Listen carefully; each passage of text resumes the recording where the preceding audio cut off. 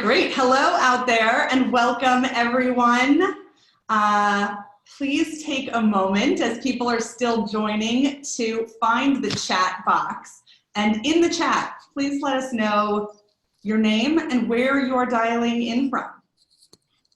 We are excited that you're here. I'm going to give you a few moments to do that.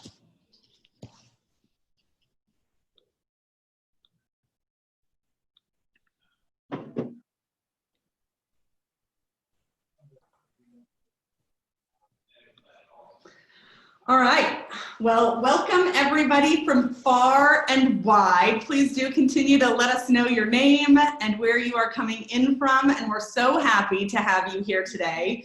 We have nearly 2,000 people, ops leaders and executives registered from all over the globe, and we have an incredible panel of experts, leaders from high performance organizations, and they are here to share their road-tested experience with you and to take your questions about scaling a culture of feedback. So a few tech items. Firstly, you should see at the bottom of your screen a chat button. In that chat, hopefully you're already telling us your name and where you're dialing in from. You also can put any other questions you have in there. There's also a QA button. You can put questions in either place. We will be fielding them from both. So either the QA button or the chat. And also in the upper right-hand corner, you should see a button for gallery view.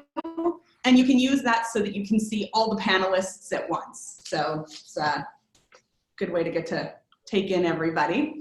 And let me tell you really briefly a little bit about our partners for this webinar.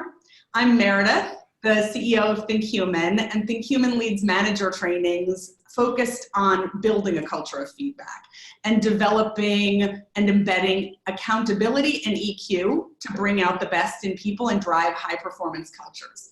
We are partnered together with two other fantastic companies, 15Five, which is a continuous performance management solution that helps employees grow and develop in just 15 minutes each week. And then also with Namely, which is an all-in-one HR, payroll, and benefits platform that was created to help mid-sized companies build better workplaces. So exciting stuff. And let's get to this. And I'm going to tell you a little bit about the panelists that are here in just a moment. But before we jump in, I'm going to just do a minute of stage setting, which is we are all living and working in this complex and volatile business environment today, where as organizations need more from our people than ever before, with the lifespan of the average S&P 500 company, so not just growth stage company, but the average lifespan of the average S&P has fallen from 67 years to just 15 years now. So the environment, business environment and climate is more unforgiving than ever toward organizations that take too long to learn. So without elevating the learning and communication of people in the organization, we're on a treadmill for new talent who can adapt to the pace of change, or we're falling behind. Neither one very good. And we know that in addition to the business imperative, the people who work in organizations, people fundamentally want and expect feedback and coaching so that we can, as human beings, improve and grow. And if people don't get it, many leave, or maybe worse, they stay and disengage.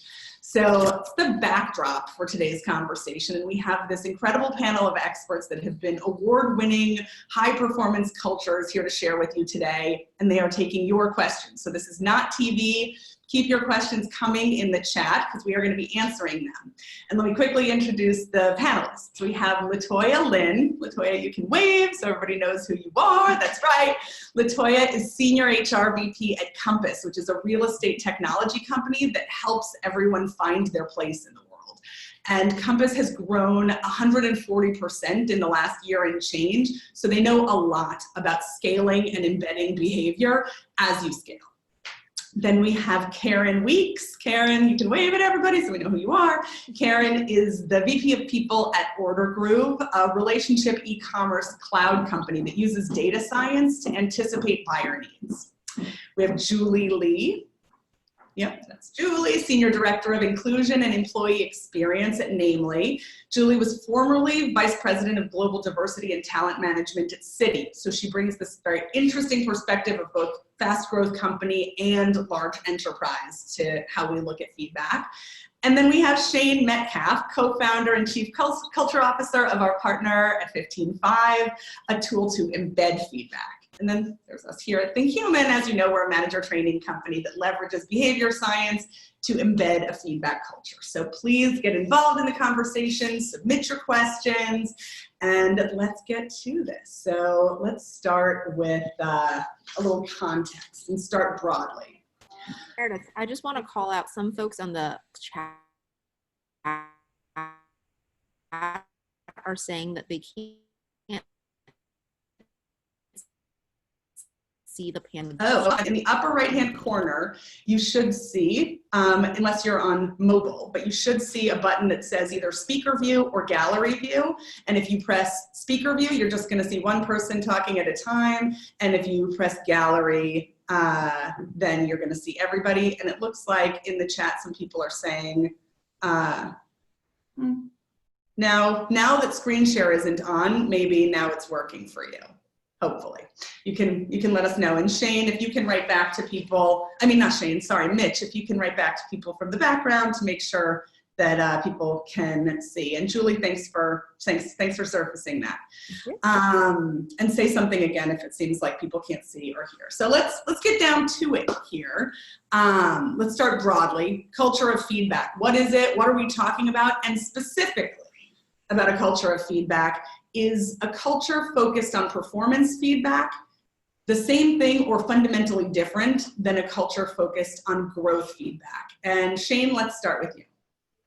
Yeah, Meredith, just to, because we're going to be practicing feedback and we want people to be able to see us, people are not able to see us right now. So I just want to actually make sure that we take a moment to figure this out. So I think maybe that people are, okay, you guys do see whoever is speaking, so that is going to be good. So I think let's just go with that. Okay, so Meredith, can you actually just re-presence the question for me? I can. And I also just want to say, Mitchell, you might be able to check in the background if we have it somehow an automated setting to have it on speaker view versus gallery. But we're happy that at least you can see those of us who are speaking when we're speaking. So Shane, the question is this. Let's start with you. Culture of feedback. What are you talking about when you talk about a culture of feedback? And specifically, is a culture of feedback that's focused on performance feedback the same thing as one focused on growth feedback? Great, thanks. So feedback is the lifeblood of any organization. If you don't continually invest in getting better at feedback and making sure that that feedback is actually driving performance, then you are leaving money and morale on the table. There is a tremendous amount of value in getting better at giving and receiving feedback. And now, not all feedback is created equal. There's been some interesting studies where they've shown that a third of feedback doesn't actually drive performance. And so inside of this whole conversation, we want to make sure that you're not just saying, okay, cool, well, we have a culture of feedback, because you can have a bunch of assholes in your company that are giving feedback that is actually eroding the culture. And so you want to make sure that you're actually giving the right feedback, that you're looking at, okay, cool, we have a lot of amazing research now we can draw from that shows that the quality and consistency and cadence of feedback is a very important thing. So I think that's something that we'll probably be getting into a bit today as well. Great. Anything that Latoya, Julie, or Karen that you'd like to add about what is a feedback culture, and is there a fundamental difference between a culture focused on performance feedback and a culture focused on growth feedback? Go ahead and just jump in. Yeah, I can jump on that. I think, working at Compass, any company that is going through any type of rapid growth, it's important to have direct feedback based on outcomes and results, as opposed to just feedback just to give feedback, right? And if nothing really to say anyone and it's not productive or contributing to the bottom line, then you reserve it for a more appropriate time where it's a more different objective that you're trying to achieve. But, working, and this is like my fourth startup, working, in this type of organization, you got to just be very direct and specific, and it has to be very succinct and data driven when it comes to actually giving feedback. Yeah, especially as companies grow and change. I think, something that may have been applicable even 6 months ago may have evolved since then. And if you're not having that constant conversation versus performance reviews once a year, maybe, you're really missing out on that ongoing conversation as the person and the company evolves. I think feedback also is around the person you're giving the feedback to, right? So the whole purpose, hopefully, one of the main purposes is to help that person grow and become better and help achieve the goal that we've all set out for. So it's really about the receiver and how they can action certain things. And I think that needs to be incorporated into the culture. It's not that you personally feel a certain way about something. It's how do you help others also grow and expand their skill set. So Meredith, I want to focus on the area that you mentioned about performance versus potential feedback, right? And growth mindset, because I love that topic and that distinction, because I find that most organizations do fairly okay on the performance feedback. That tends to be, at Citi and my other large organizations I've worked at, it's mid-year check-in, year-end feedback. You get 2 points in time where you're pretty much forced to sit with your manager and they go through a list of all the things you did in the last 6 months or a year and said, great, great, great on this stuff you may want to improve on, etc. And it's very structured usually. But what I find to be more effective is continuous feedback. I find that to be more prevalent in more startup culture, just because we're moving so fast and there's so many things that need to get done in a short period of time that you can't afford the year-long gap before somebody tells you what you should be doing better. So I would say that it's really, really important when you're thinking about the culture feedback to make it continuous, right? Yeah. And just in time. And then also thinking about not just looking past what you did well before, but how can you take your current skill set, expand on that so that you can actually grow into the future, and especially for fast moving startups or companies, that's just absolutely critical to focus on the potential as well. And, right. And Julie, I'd love to add in something there, because one of the things that we think about at 15.5 is that you need the proper context to actually get something out of feedback. And one of our big favorite books is Mindset by Carol Dweck. And in it, she goes into this whole idea of fixed mindset versus growth mindset. And inside of a fixed mindset, you think that essentially your intelligence, abilities, and qualities are fixed and that you can't really grow. And inside of a fixed mindset, you're always going to be seeing feedback as a threat, as something to be avoided, and as something that is just really more of a painful exercise and how much you suck and that you can't actually change and improve. Inside of a growth mindset, you start to see feedback as a gift. It's something to help round you out. It reveals your blind spots. So you need to, as a leader, you need to understand, is your organization in a fixed mindset or a growth mindset? And then are the individuals in fixed or growth? And so this is kind of foundational. If you try to build a culture of feedback on top of a fixed mindset, you're going to just be hurting people's feelings and causing them distress. And it's not going to actually lead to that progress and growth and development. And so I can't emphasize enough, study mindset, study this whole body of work, and then get good at having that as an ongoing conversation. Great, so let's jump off from there for a second and say not all feedback is created equal in terms of what you're giving, and not all feedback is received equal, because a culture of growth mindset is going to have people pulling that feedback toward them and even sifting through feedback that was given badly for the gold. So what are the things you do to embed growth mindset? What are the behavioral norms or systems or structures to start to embed growth mindset in your culture? And Julie, let's start with you. That's a great question. I think growth mindset is something we're all trying to achieve. Even, a 200-year organization, there are also, I think the growth was a huge word. Agility is a huge word that we hear a lot, right? Thinking about the future and being a futurist. I do think it has to start with the leadership team needs to recognize this as a critical imperative, right? So depending on who's on the webinar today, I think either you're part of the leadership team, you're part of the people team, et cetera. I think this is one area we have to do. One, what Shane mentioned, read a little bit more about it, because it is a concept that you have to grasp. onto. The more you know about what it means, the more you can communicate it out to other people and recognize the benefits of having more of a growth mindset. And then thinking through why that's relevant for your company. Are you doing it because everybody else says it's a great idea? Or at your company, how is this related to the strategy of where you need to go? Right? And connecting that to the company strategy and where you need to go is very, very important, getting kind of buy-in on why we need to shift our mindset forward in a different way. Because in this competitive landscape, I'm sure we're all in different industries that are all equally competitive. You can't be left back in the dust. You have to be forward-looking, and you have to make sure that everybody's on the same page. So how do you make sure that that is the way you anchor your culture and your mindset culture on the future and how that will achieve your business goals? I think that's kind of really, really important at the onset. Great. I want to highlight something you said there, which is starting with senior leadership. And given that our work is rooted in behavior science, behavior we all know is contagious, literally contagious.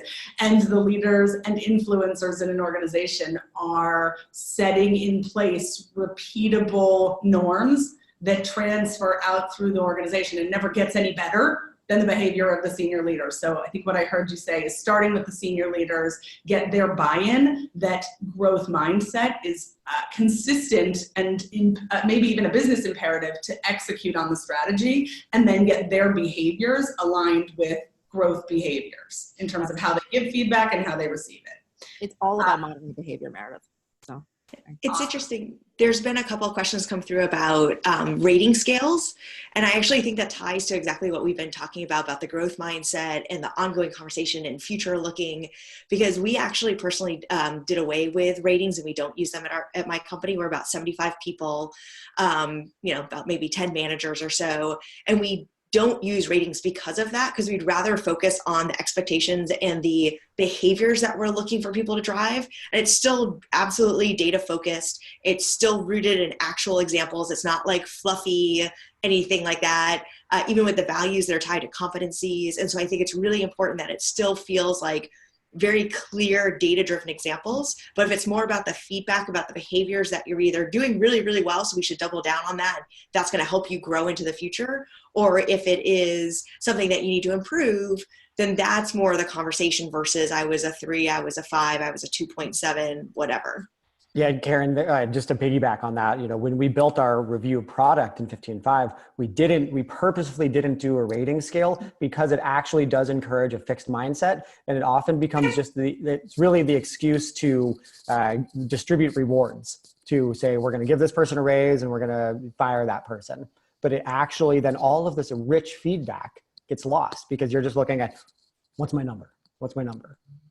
And so there's some really cool research. Alan Colquitt wrote a book called The Future of Performance Management. We'll post it in the chat right now. And a fascinating look at where is this whole thing going? What's the future of performance management? Stripping out ratings is a big piece of it. Yeah. Oh, did you have a question straight away for me? I did, but you can jump in and say something else first if you like.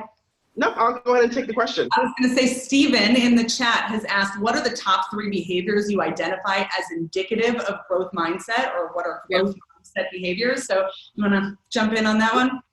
Totally. So I had the amazing opportunity to work for a company called the Neuro Leadership Institute under a gentleman named David Rock, who worked with Cal Dweck on building out like STARK models and how to really think about, human behavior in the workplace cognitively. Using neuroscience, and it was a great experience to really understand that. And after we go through all of the neurological jargon and understanding, okay, this is the methodology, this is the science behind it, it really boiled down to the humanistic aspect of things. So when I look at your question, think about your question, growth mindset is very simple. It's the ability to think that this can change, something is going to happen, this person can grow, this person, I can grow, with this person here with me, versus a fixed mindset really talks about like, it's not going to happen. It's kind of like going to the gym, like I'm eventually going to gain muscle if I continue to work out or not, right? And I think that's the same thing when it comes to dealing with that. And a couple of things that came up while everyone was speaking is the concept around how to give feedback and like what are the tools, what are the methodologies. But once again, like building rapport with the people that you work with is essential, right? If you have no respect or rapport or connectivity with anybody that you work with, how is anyone going to be able to respond to your feedback in a way that is valuable to them?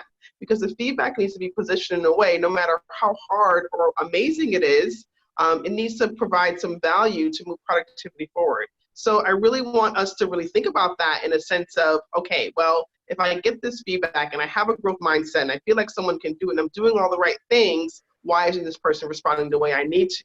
And I think they need to look at how am I building rapport and showing connectivity to this individual that I am important to them and they're important to me and we're going to do this together. It's great. So Marcia wrote a question that is just right on the heels of that, which is how do you equip people to give constructive and thoughtful feedback about the right things, especially those who don't have management experience? So how do you get managers who are new in the game to understand what matters to a direct report, so they're not just giving the kind of feedback that they think is important, but that's going to help that person grow in the ways that matter to them? So reactions to Marcia's question? Any of you can jump in. Julie, go ahead. One is such a great one because it talks about not only culture of feedback, but culture of the company. I think this is kind of where it's coming from, right? Because if you're a new manager, whether you've managed somewhere else before or you just recently got promoted, it's really important to set expectations with all the managers at your organization on what feedback looks like at your organization and what excellence looks like at your organization. So it is, again, going back to senior leadership, Meredith, I think it is really, really imperative that the senior leaders set that example and set the tone and work with maybe their HR, senior HR folks to ground in those specific behaviors, actions, and values that the team as a whole, the company as a whole wants to see be repeated.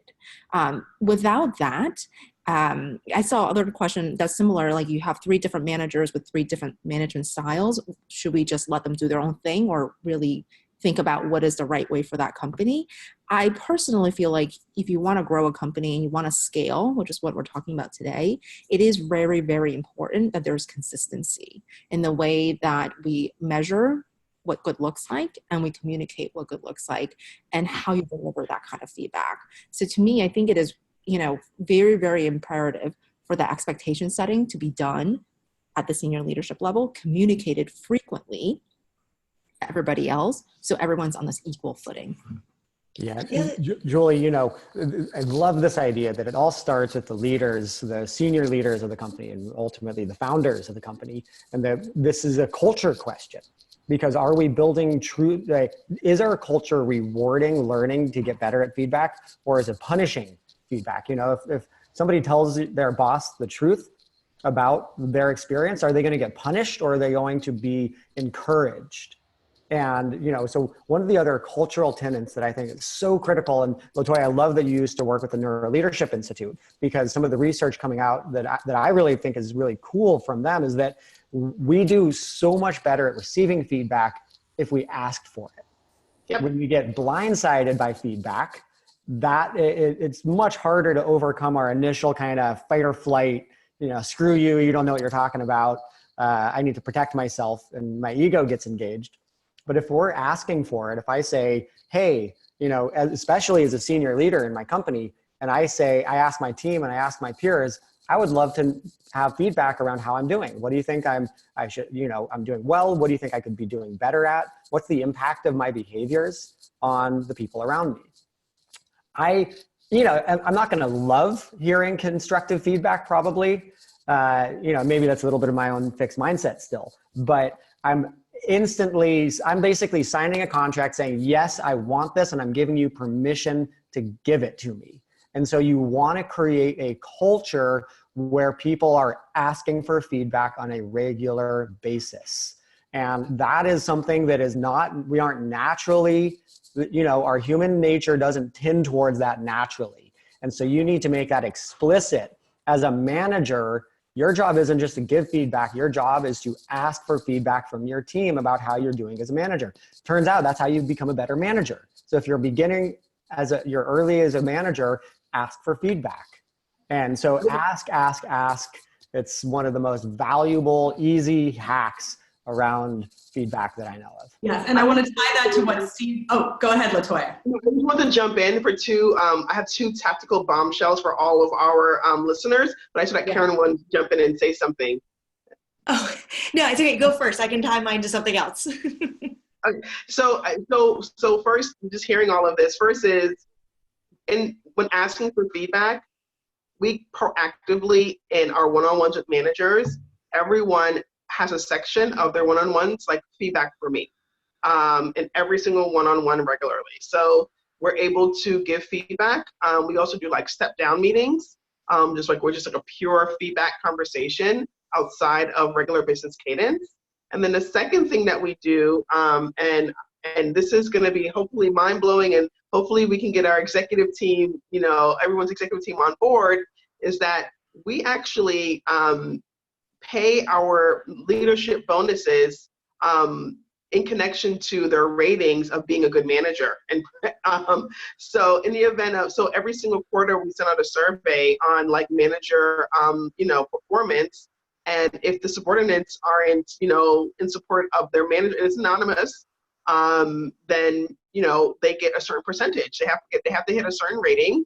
And, there is transparent feedback, and our HR business partner team is all over it in the event of a manager being like, you better say nice things about me. We really know how to circumvent that. And we have been very proactive and successful around that, because we hold our managers to the highest standard of all times. Our managers are top, and they are responsible for a lot, no matter what role they're in. So we need to make sure that they're being paid, and a part of their job is connected to that. Awesome. Karen, you were going to say something. Yeah, I think it ties actually a couple of different things that was coming up, and around trust, being a human, asking for feedback, and then a lot of the questions that are coming through in the chat around either different locations or different teams, the individuality of it all. And I just wanted to share that one thing that I found to be really helpful is at Order Group we use DISC. I've used Myers-Briggs and MBTI before, to think about what is the way that you tend to deliver information and what is the way the person in front of you tends to need information. Extrovert, introvert, details, big picture, whatever those differences are. And if you know that about each other, it will be very helpful to know what is the best way for me to both ask for the feedback and give the person I'm asking a chance to think about it, but then also what is the best way for me to deliver it. I may be really extroverted and just want to talk it all the way through, and I may be delivering it to an introvert going, oh my God, what the hell just happened? And so if I know that about the person I'm talking to, peer-to-peer, up, down, over, whatever, that's just one grounded piece that can sometimes be helpful.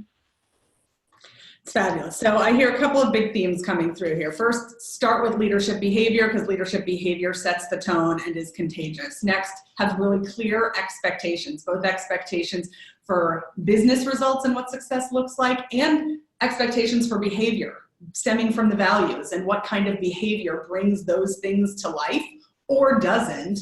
And then feedback can live inside those domains, and managers don't have to feel like they're stabbing in the dark about where to give feedback, but can give it in really clear context. And I also hear that it has to be connected to who you're giving it to. And the managers have to be able to flex to know what matters to this person, how do they want to grow, and how do they want to receive this feedback. And those are things that managers can learn. In the spirit of growth mindset, they don't have to be born with that ability. That's stuff that they can learn.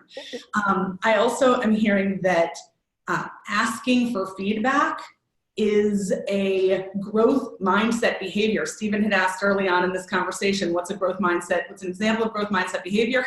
Asking for feedback is one of them. And it's a contagious behavior that sets in place other behavioral norms that cascade through the organization. So, Dan, I'd love to add just one more piece of context that I think is kind of a game changer here, because often we think about continuous performance management as this idea of, cool, that's how we are going to get more high performance, because that's the end result that we want. But I really, I want to offer up a kind of stepping back a little bit, and that ultimately one of the purposes of our companies can be not just to make money and to achieve our objective, but to help every person inside of our company to be and become the best version of themselves. And that context shifting out of, I'm giving you feedback because I want to get more value out of you. You're just a human resource and you need to march faster. And actually saying, look, I want to help you. Like, our commitment to you as a part of this company is that we're going to help you become your best self. And so we're going to be putting you through the process. We're going to kind of be kicking each other's asses here. And we're going to go over our hard edges and find our blind spots, all in service to us really growing and evolving. And with that context, it becomes a totally different conversation. It really allows you to move out of the kind of win-lose adversarial employee, manager, employee, company dynamic into a win-win. We're collaborating for a deep win-win. Yes, and so performance feedback is no longer a zero-sum game where I either succeeded or failed, but me and whoever's giving me feedback are aligned around my growth and being the best version I can be. I love what you're saying there. Shane, that context shift really changes everything. So let's talk then about how to embed these kinds of behavioral norms like that context shift in a scaling organization. In particular, Michael comes from a company with more than 25,000 employees and is asking, how do you effectively set behavioral norms in a large organization? And he has a few sub-questions. I'm going to share them so that you can decide where you want to dance here. How do you effectively align a central feedback culture strategy across a geographically dispersed organization? And what systems have you put in place to ensure managers are following through with continuous and meaningful feedback? So any of you want to jump in? Yeah, I can take that. So we use a system now called Zugata, and that helps us scale across the business at a very certain point in time. We aim very high, and we set very high level goals of 90% participation. And we usually kind of weigh out between 90 and 95. And the reason why it's so aggressive is that we built such a strong culture around, Zugata is the name of the system. People are asking. We have built, so quickly and so fast, and we want to make sure we capture in a very rhythmic basis. And with that being said, when you're scaling across a very large organization, really centering the entire organization that this is the time and the season when we have these conversations really orients everyone's behaviors around, like, this is what we need to be doing. It's like, coming together during Thanksgiving. It's coming together to have these types of conversations company-wide. This is what we're doing, and this is our mission. And also another thing that we really embodied our company is, we can have the best strategy of all time, but culture trumps everything. Culture will supersede any strategy, any point in time. If you put people in positions to believe in themselves and also give that kind of feedback in a large organization, then I've used Culture Amp as well. Great business is that, great software as well. I'm reading the comments as well. But yeah, it's really, whatever platform you decide to use, it needs to kind of have a type of connectivity around, like, this is what we're doing for the company and moving it forward. I'm glad actually that you just mentioned whatever platform you decide to use. We're on the flip side. So we actually don't have a platform right now. We're using Google Docs and SurveyMonkey. And while it's obviously something we need to get to, especially as we talk about scaling, when I looked across the organization of the places we had the biggest gaps, it was, for us personally, it was more about onboarding, recruiting, and some of those places. So that's where I made the investment first, because the conversations at least were happening and they were good conversations, overall. And so I decided to focus there. But I agree, it's more about finding the platform that's right for you, whether that's your budget, your scale, your culture, et cetera. Yeah, I'd love to just say something because, so 15.5 is, and I'm not going to do too much of a product pitch here. We built this platform to help automate this system of continuous feedback. And I don't think it's a coincidence that right now, as the technology is really being developed, and whether it's 15.5 or Zugata or Reflective, Lattice, there's some really cool companies emerging in this space. And it's allowing us to create automated systems and processes that take it out of the function of, hey, we're going to tell you as a manager, you should be asking for feedback and you should be asking the right questions and having the right conversations on a regular basis. Some really good managers do that. Very few do. Because as humans, we kind of suck at asking consistent questions on a regular basis. And so the thing is that you really want to be looking at how do we take the kind of technology side to automate these things that then really enhances the human dynamic, where you're asking the questions through a platform, but then you're taking that as the seed, as the starting point of a conversation into an in-person dynamic where you're getting to the root of things. You know, and so that's really what we think about at 15.5 is how do you leverage technology to improve the human interaction? Ask better questions, have better conversations, and you are going to crush it as a company. And I think that anonymous, because I saw stuff coming in about anonymous feedback, you have to be careful with anonymous. Anonymous should be a garnish of feedback and not the main course. If anonymous feedback is the main course of your feedback diet, you're already treading some dangerous waters. Like that to me is an indication that the emotional bank account in your company is already pretty low. So you need to focus on how do you build high trust and high vulnerability so you can tell the truth directly to the people where the source of friction is. Julie, I'm gonna jump. Oh, go ahead, Julie, sorry. Oh, sorry. I just want to jump back to the very original question, Meredith, around the larger organization. I think 15,000 or 25,000 employees. And I can share a kind of very specific example at Citi, which is 230,000, I think, when I was there. And I worked on a project to do exactly that, is to change behavior. So what the organization rolled out at the time, you know, Citi called them leadership standards. We actually call them leadership standards at Namely as well, just by coincidence. But thinking about how do you scale the culture across 200 plus countries? I think there's another question that came up in Q&A from Ed maybe around, you know, global organization with like local flavor. And I think that the really, really important thing is ensuring that I think I said this like 30 times already, but the leadership team across the entire company is aligned, right? Because what you don't want to see is local flavor, I think is okay in the potential way you deliver feedback. So the way that we do it, you know, we're kind of US centric right now in the panel, but I've worked in other countries like the UK and Hong Kong, and it depends on where you are. The way of delivery is different, and I think that's completely okay.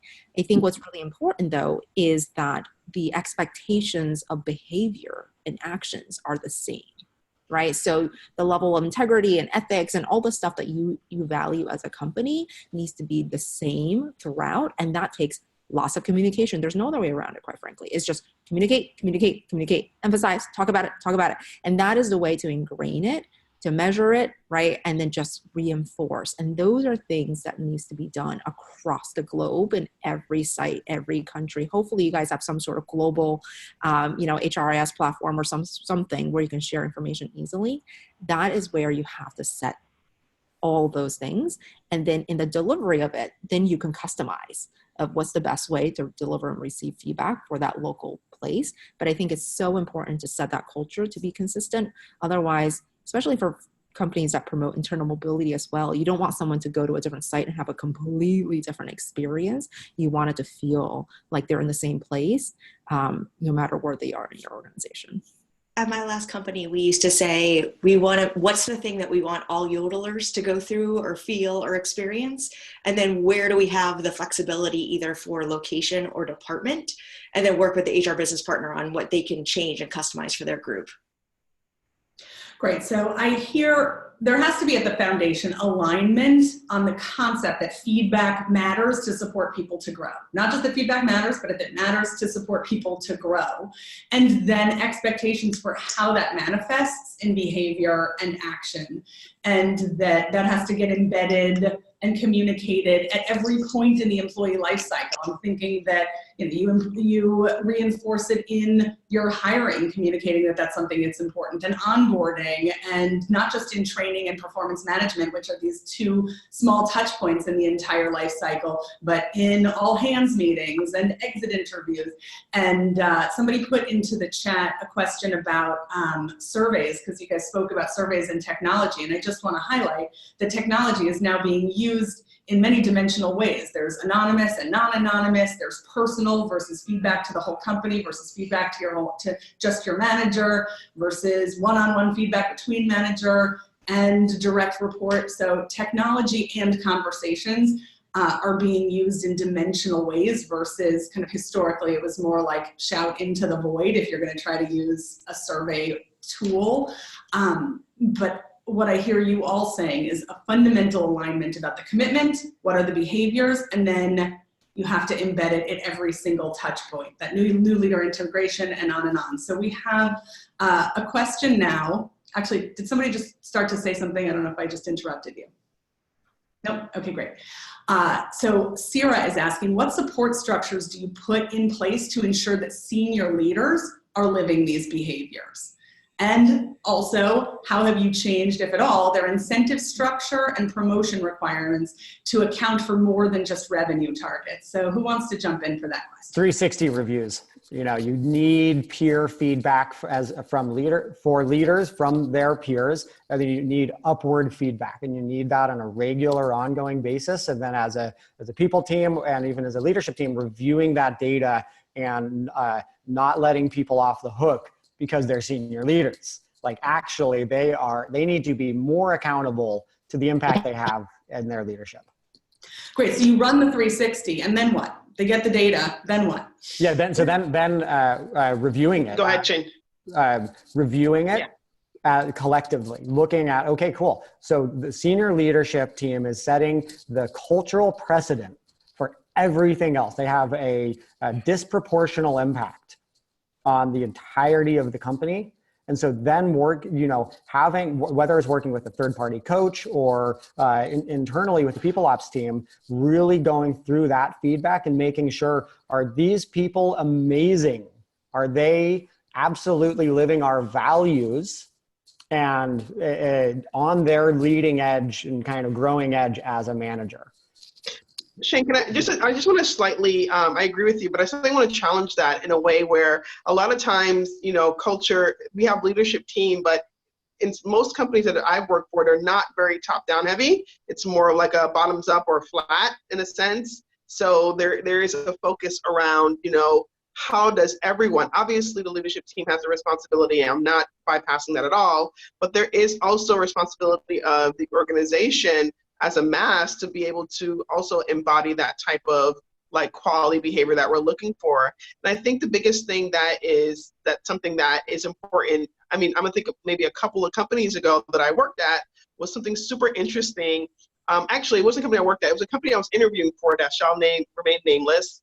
And I went with another company, but I loved something so much. They did not promote and this is not for every culture, but they did not promote anyone in a role unless they had buy-in from all the direct reports in a way that was healthy for the person that's going up for promotion, and it's very connected with the HR team as a whole process, and it's very robust in that way. But they had an input of some sort to this is who I want to lead me, and here's why, and this is who I want to lead me, and here's why not. And it really kind of helps you balance and understand what leadership actually means. And I feel like we should, as a new generation, and being a millennial, if you can't tell, this is how we are, culturally. We will go and report and say, my manager's not good. I don't like my manager. And I actually don't want to work here anymore, because everyone comes to work for somebody. So I think there's really something important for us to really think about when it comes to how do we raise the best managers, to then understand, looping it back to feedback, how do you give feedback that is beneficial for their growth in the organization? I just want to highlight two things that you both, Shane and Latoya, that you said, just so they don't, there's so much juice in this conversation.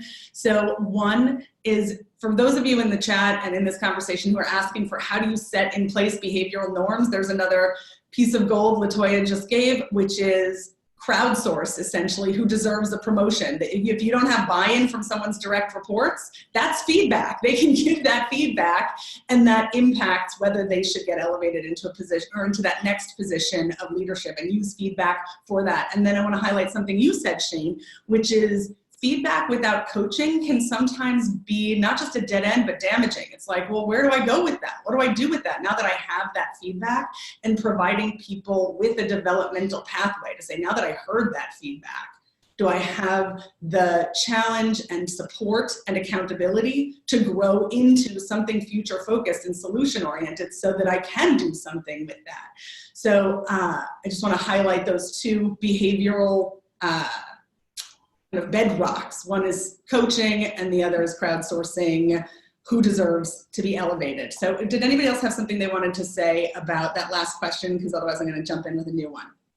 One thing that I wanted to add, Meredith, to that one is don't be afraid to think about your performance framework and really incorporate this into that. Because, at a past organization, when we had the leadership standards, we had 50% on goals and 50% on the behaviors. So it was what you did and how you did it, or what you're going to do and how you're going to do it.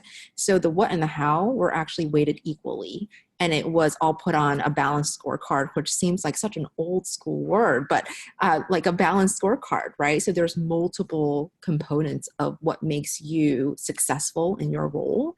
Yes. And it's not just hitting the numbers and getting X number, X amount of revenue per year and deals closed, etc. But it's really, how did you interact with people, and how did you bring your team along, and how did you set the vision, whatever it is that is important for your organization, equally important in that metric. And Latoya mentioned also setting, bonus targets connected to managerial skills. That's very much it, right? This is more about behaviors throughout as well, and setting your compensation to that potentially. Don't be afraid to do that if you feel like you really want to double down on this, because you do need to put some teeth behind it if you want to make an impact and change at the organization. Great. So we have a couple of questions coming in about peer feedback, so I want to make sure not to ignore them. Anne is asking, what's advice you have about how to embed feedback in an organization that's flat or has no hierarchy? And can we talk more about the importance of peer-to-peer feedback, is a question from Kelsey. So anyone want to jump in on either of those? Yeah, I'm happy to. It's actually something that we're focusing on in the next quarter to roll out at Order Groove, and I've done it at other companies as well. And I think it actually comes back down to the idea of, oh, I don't want to escalate this. I don't want to cause a scene. Like, how do I do this? And so I always suggest, first of all, just starting with questions. So, ask someone else, the person that you're trying to give the feedback to, asking them about, how do you think it's going? Or how do you think that conversation went? Or what could I be doing differently to help our relationship? Because it helps get them in the right mindset of having that conversation. Otherwise, if you sort of just go into a conversation leading into it, you may have no idea where their head is, and it will only go bad. But I think it goes back to the piece of respect and trust, and starting that conversation one-on-one versus I'm going to go talk to their manager because now I've automatically escalated it and actually made it worse between us, versus just pulling that person aside and having an open conversation. But by the way, starting with positive feedback will then make a constructive feedback conversation a lot easier. So the next time Sally does something really well, or really helped me, or really had a lot of impact on what I did, I'm going to go to Sally and say, thank you so much. Like, that really made a difference for me. And let me tell you why. Because then if Sally and I have a tougher issue to go through, we've already at least built that relationship of we impact each other for good or bad.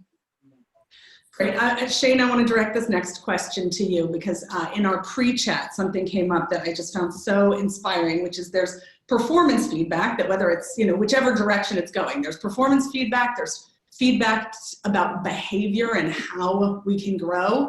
And then there's feedback that's about collaboration and intimacy and connection and how do we work together best. And one of the things that you had said that I would love to have you talk about again is if we push the edges of feedback, we can start using it to talk about some edgy things like inclusion or ways that we are interacting with one another. So you want to jump in with your thoughts on that? Yeah, sure. So, and I think this is about asking better questions as a company, because question will direct our attention to a specific place and then begin what is hopefully a very productive conversation, even if it's awkward. And so, we started talking at our company retreat this year. We kind of leverage this idea of asking questions and engaging in feedback to kind of just start pulling the covers back around race and gender inside our company, and really actually going into this of starting to talk about, okay, what's the reality of this? What is it actually like to be a minority inside of a company, and your experience, and so that we're developing this more empathetic human culture. And so feedback can be used to go into any area that you want as a company. And there's a lot of, business isn't what it used to be. We're breaking new ground. We're pushing into more new territory as a business community. And so all kinds of interesting triggers get brought up inside of that as well. And so if you have a culture where people learn some of the basics around respectful inquiry and nonviolent communication and owning their own emotional experience and feeling enough psychological safety to share their actual lived truth as a human being, not as a sales rep or as an engineer, but as a human being, then lots of new things become possible. Lots of new conversations can start happening that ultimately make us a more resilient, unified, and powerful organization that can accomplish our objectives. So much in there. So psychological safety is a foundation of any kind of feedback, right? And any kind of high performance culture. So what are the ways that you all in your organizations are embedding psychological safety or addressing when there are breaches of psychological safety? How are you embedding psychological safety through the organization? Latoya, it looks like you want to say something about that. Yeah, definitely. So I just want to loosely define it. It's a mental contract or non-spoken, unspoken contract between an employee and an employer, whether it's your manager or the company as a whole. That's just a high-level definition. And the way we go about it here in our organization is that we lay the expectations very clear as far as what we expect from a non-performance standpoint, like how we interact with each other, what's important to you, what's not important to me.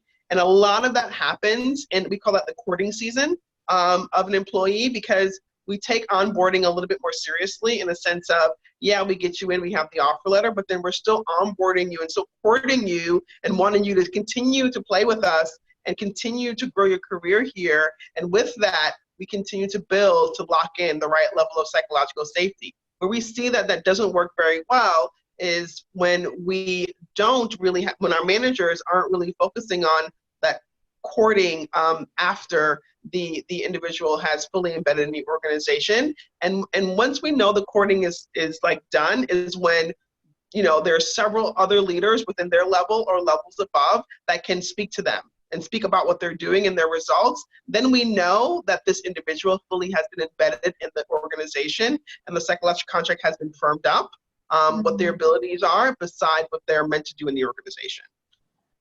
It's great. Julie or Karen, anything you want to add about embedding psychological safety, especially between and among peers, to build on what Shane said about we can either triangulate when someone offends us or upsets us or works with us in an unproductive way, or we can address it directly, but it takes a certain amount of psychological safety to be present. So how do you embed that in your organizations? One thing I've done, and actually it's interesting, Latoya mentioned onboarding, is that I think it's really important to, first of all, introduce HR as a coach, advisor, person who can help, not person who's going to get you in trouble or just promote you or just do the recognition programs or whatever. But so whether I've been an HR business partner or I have a team of HR business partners, it's really important to me that they know we're here to help coach and advise in those situations and help you prepare for those conversations. We're not going to have it for you, but we'll help you prepare for them. But the other thing that we've done during onboarding, to tie back to that, is we've actually given folks, we call them OG ambassadors. So they're people who have won our Groovy Awards, which is recognition for our values, and it's peer nominated. So that's someone who can help you kind of navigate the org or help you understand what some of those culture expectations are. And again, it comes down to just that safety of asking someone a question. So maybe you're not really sure about HR yet, or maybe you're not sure about your manager or whoever. This is sort of a safe person for you to go to talk about those things, whether it's during onboarding or hopefully your whole career. I love that. I might steal that idea for name. One of the things I always think about is when we're talking about psychological safety is about risk taking and making mistakes.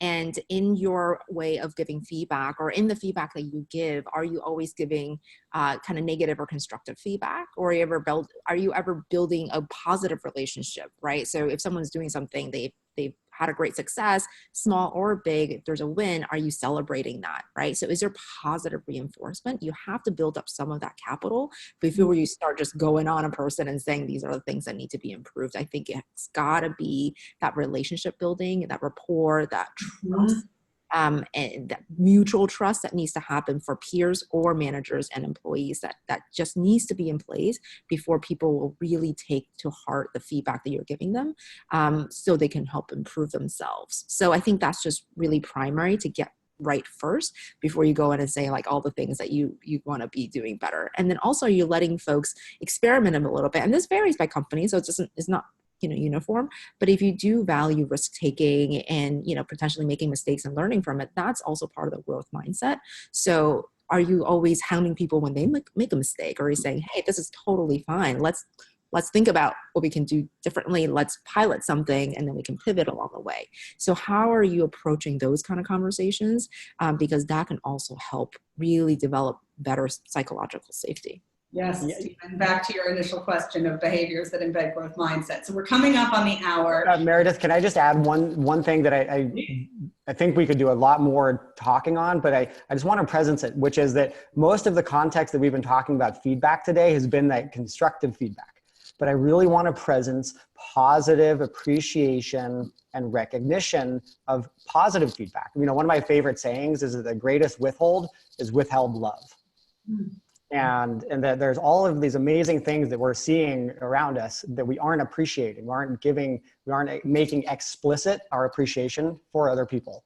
And so if you cultivate a culture of appreciation where people are recognizing each other on a regular basis, and psychologists say it should probably be about like a 3-to-1 positive to constructive feedback. And there's some debate around the number, but just think about your own personal relationships, your own intimate relationships. You need, we're humans. We actually do thrive on being recognized and seen for our contributions and our inherent value. And so you really want to make sure that as you scale a culture of feedback, it's not just all this is what you need to do better. It's really looking at, hey, you did an amazing job on that. Thank you.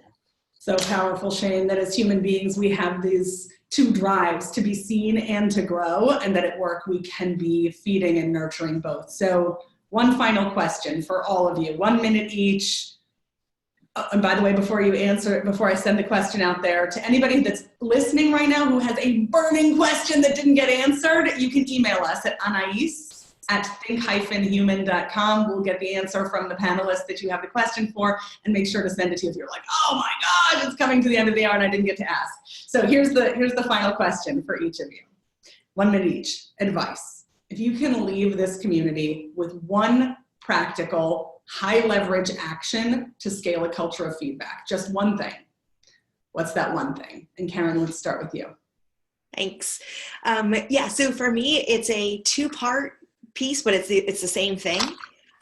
Go back to your desk or your office or whatever, think about something that you personally have been working on and ask someone for feedback on that.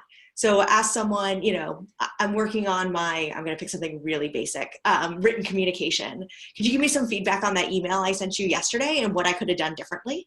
And then turn around and ask someone that is good at this to be a champion and a good role model, and ask them to do the same thing.